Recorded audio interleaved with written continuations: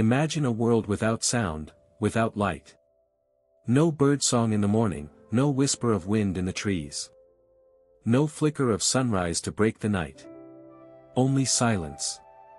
Only darkness.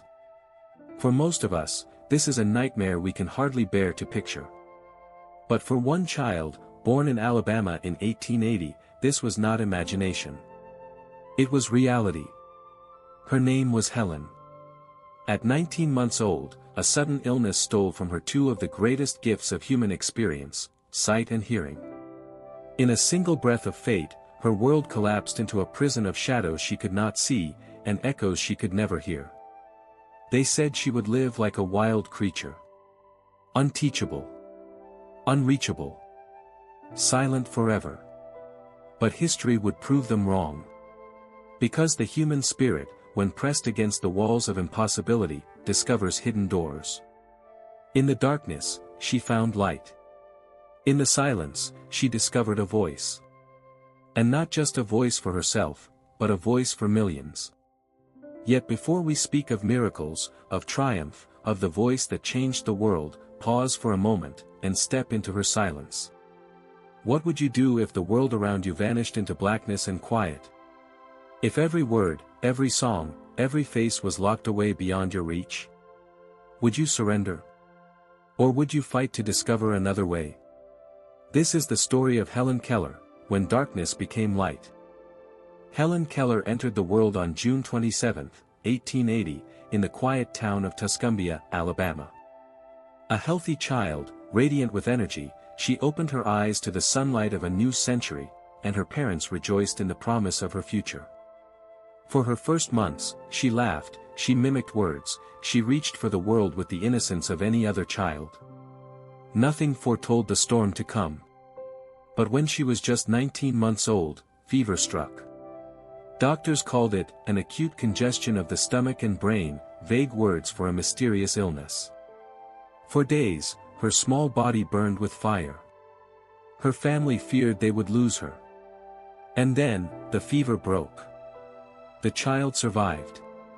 But the world she had known did not. In the silence that followed, Helen no longer turned her head to voices.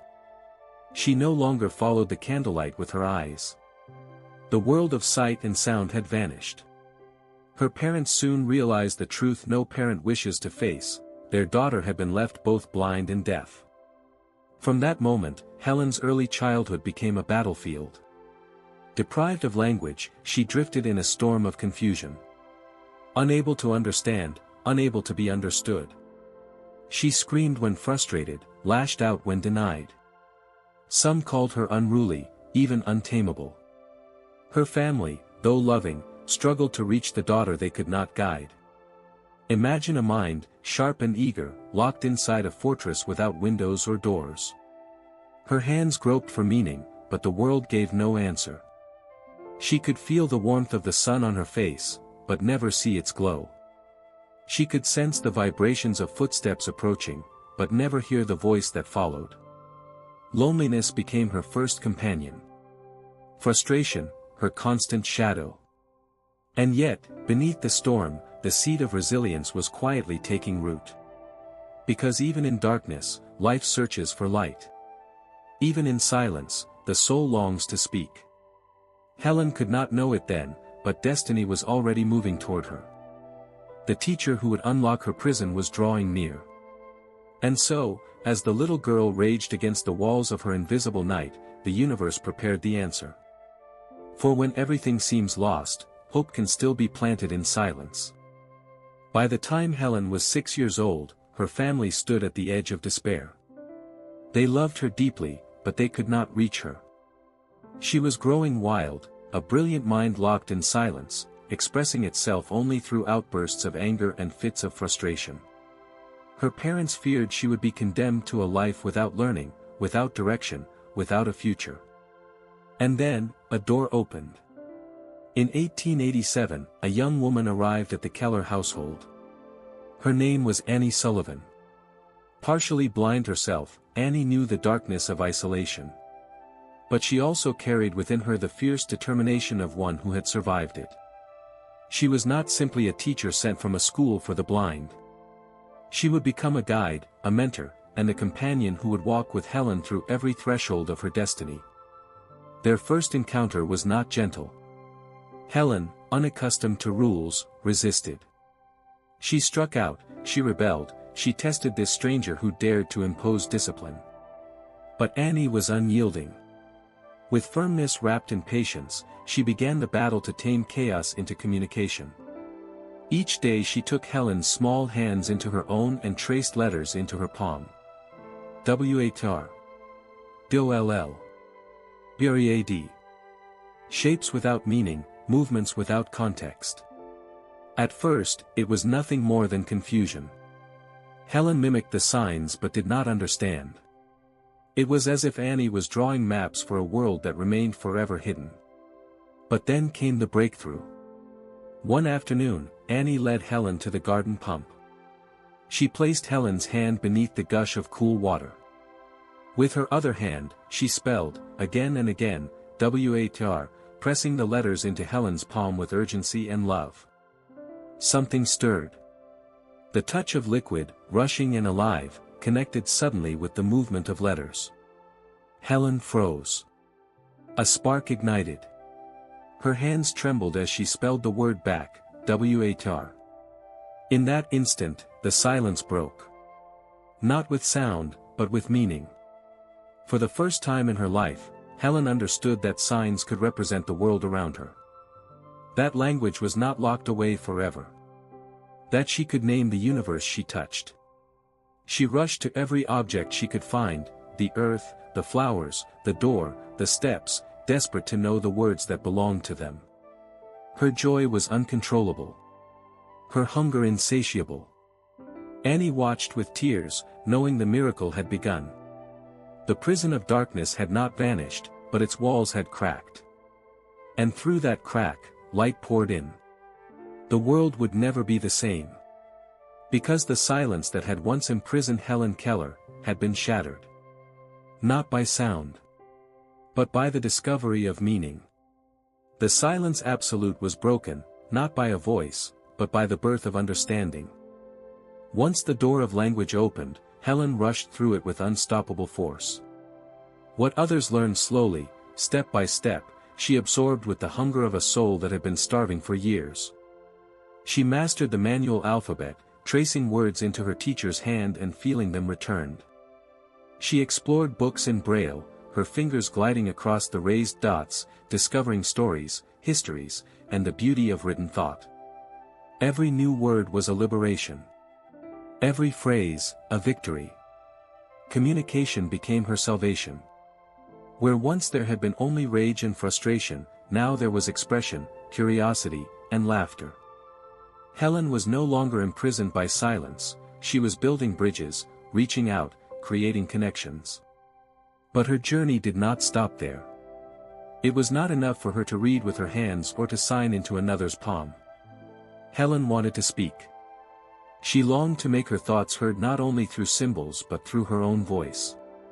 Doctors, scholars, even sympathetic friends told her it was impossible.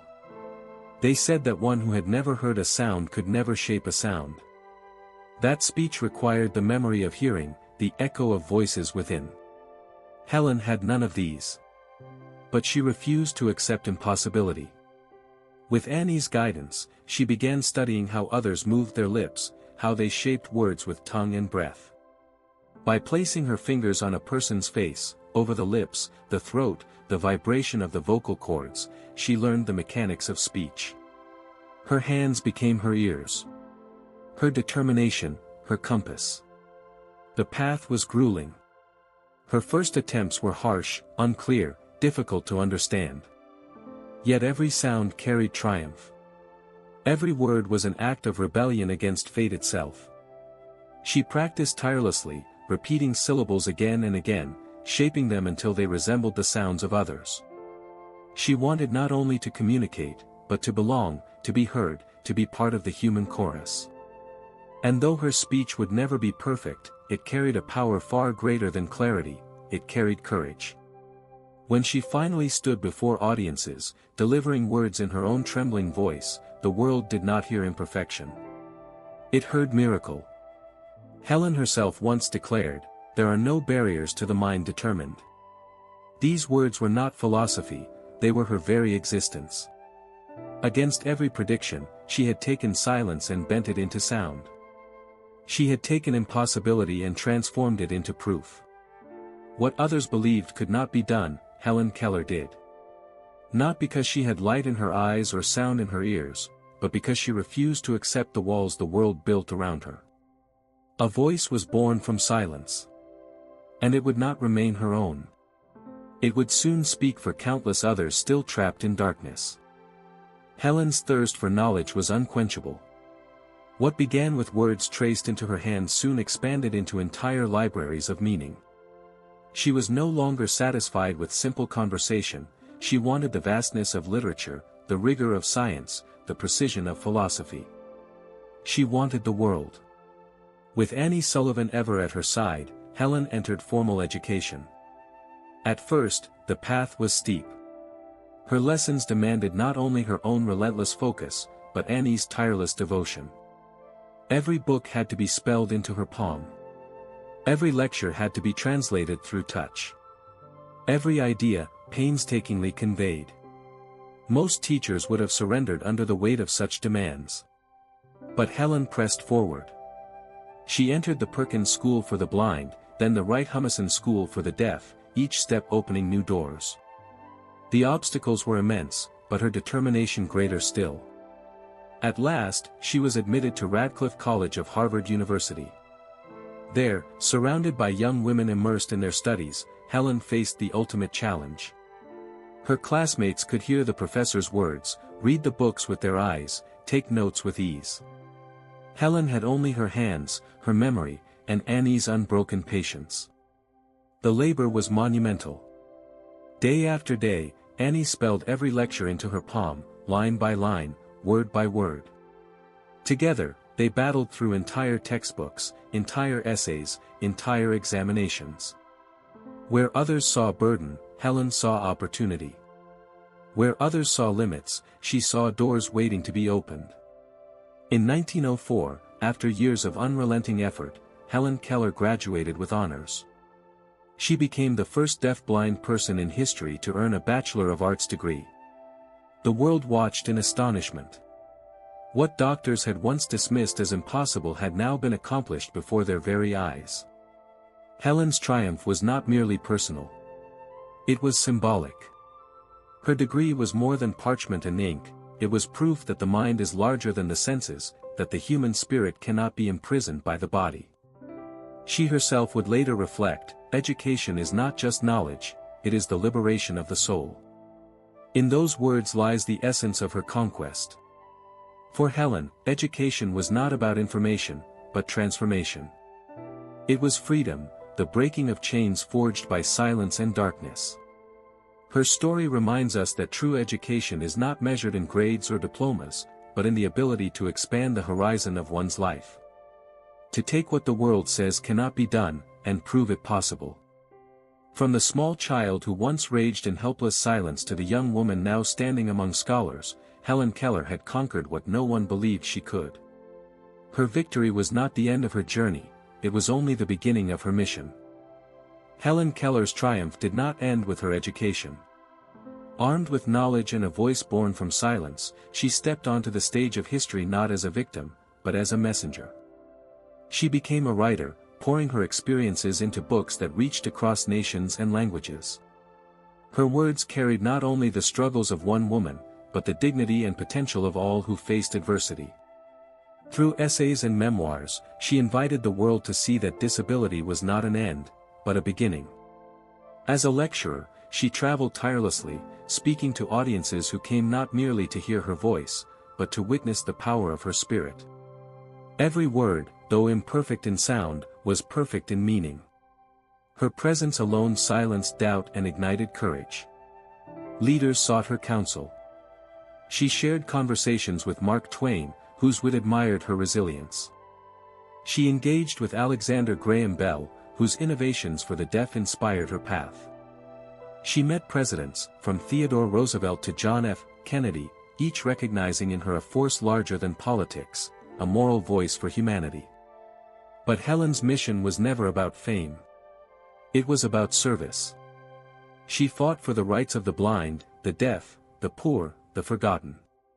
She advocated for education, equality, and dignity. Her message was universal, that the greatest disability is not of the body, but of the spirit. Once, when asked about blindness, she replied with words that would echo forever. What is worse than having no sight? It is having no vision. Her life was proof of that truth. Though her eyes never saw, she envisioned a world of justice. Though her ears never heard, she listened to the call of the human soul. Helen Keller had become more than a survivor. She had become a voice for the voiceless, a light in the world's darkest places. Helen Keller's story did not fade with her passing. It continues to ripple through time, touching hearts, inspiring generations, reshaping how the world sees both disability and possibility. Schools, charities, and movements have been built upon her example. Every child who learns to read Braille, every voice that rises from silence, every barrier that falls before determination, carries a fragment of her legacy. She stands not only as a symbol of courage and resilience, but as a reminder that the human spirit is greater than any darkness. Her life whispers to us that even when sight and sound are taken, vision and meaning remain. Helen Keller once walked in silence and shadow, but she emerged a beacon. Her strength proved that limitations are not the end of the story, they are the beginning of transformation. Her darkness became light, not only for herself, but for millions. Her journey was never just her own. It was a mirror held before us all, a reminder that even in silence, a voice can be found, and even in darkness, a light can be born. Helen Keller proved that the limits we fear are often illusions, fragile walls waiting to be broken. She showed us that courage is not the absence of struggle, but the will to rise within it. And she left behind a question, one that lingers long after her story is told. If Helen Keller, in silence and shadow, discovered her voice, what is the voice waiting to be born within you? Perhaps it is a dream you have silenced. Perhaps it is a truth you have hidden. Perhaps it is a calling you have long ignored. Her legacy is an invitation, not to see with the eyes, nor to hear with the ears, but to live with vision. For true vision does not lie in the eyes, but in the heart.